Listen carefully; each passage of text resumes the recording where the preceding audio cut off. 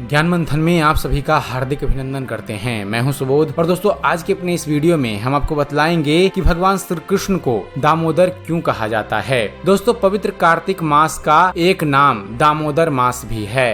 दाम कहते हैं रस्सी को और उदर कहते हैं पेट को। इस महीने में माता यशोदा ने भगवान नंद नंदन भगवान श्री कृष्ण के पेट पर रस्सी बांधकर उन्हें ओखल से बांध दिया था, अतः उनका एक नाम हुआ दामोदर। भगवान और उनकी माता के बीच की यह लीला कार्तिक के महीने में ही हुई थी, अतः उस लीला की याद में इस महीने को दामोदर भी कहते हैं। दोस्तों ब्रिज में सुबह सुबह जब गोपियां दही मंथन करती तो उनका यही भाव होता कि नंदलाल ये मक्खन दही खाएं। हमारे कहने पर वो छलिया नटखट नाचता और नन्हे नन्हे हाथों से मक्खन को पकड़ता। भक्तों की इच्छा को पूरा करने के लिए भगवान उनके यहाँ जाते, किंतु जब देखते कि दही मक्खन तो उनकी पहुँच से दूर ऊपर छीके पर रखा है तो अपने मित्रों के साथ उसको किसी प्रकार से लूटते।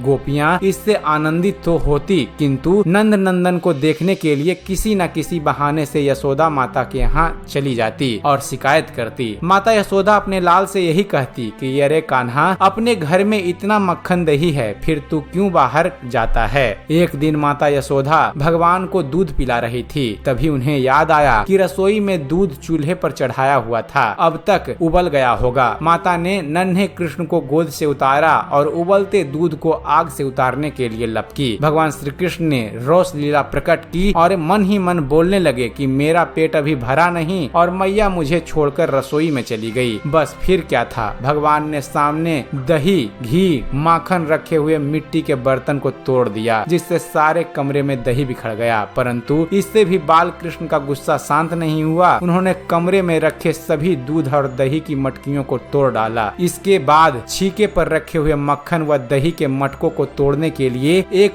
ओखली के ऊपर वह चढ़ गए। उधर यशोदा मैया जब दूध संभाल कर मुड़ी तो वह यह देखकर हैरान हो गई कि दरवाजे में ही दूध दही मक्खन बह रहा है। माता को देखकर भगवान श्री कृष्ण ओखली से कूदकर सरपट भागे। अपने घर में मक्खन चोरी की श्री कृष्ण की यह पहली लीला थी। माता यशोदा भगवान श्री कृष्ण को पकड़ने के लिए उनके पीछे दौड़ी। मैया ने सोचा आज कन्हैया को सबक सिखाना ही होगा, अतः छड़ी उठाई और उनके पीछे पीछे भागी। यह निश्चित है कि सर्वशक्तिमान अनंत गुणों से विभूषित भगवान यदि अपने आप को ना पकड़वाएं तो कोई उनको नहीं पकड़ सकता। यदि वे अपने आप को ना जनाएं तो कोई भी उन्हें जान नहीं सकता। माता यशोदा का परिश्रम देखकर भगवान श्री कृष्ण ने अपनी चाल को थोड़ा धीमा किया। माता ने उन्हें पकड़ लिया और वापिस नंद भवन में वहीं ले आई, जहाँ उखल पर चढ़कर भगवान बंदरों को माखन बांट रहे थे। सजा देने की भावना से माता यशोदा भगवान श्री कृष्ण को उखल से बांधने लगी। जब रस्सी से बांधने लगी तो रस्सी 2 उंगल छोटी पड़ गई। माता रस्सी पर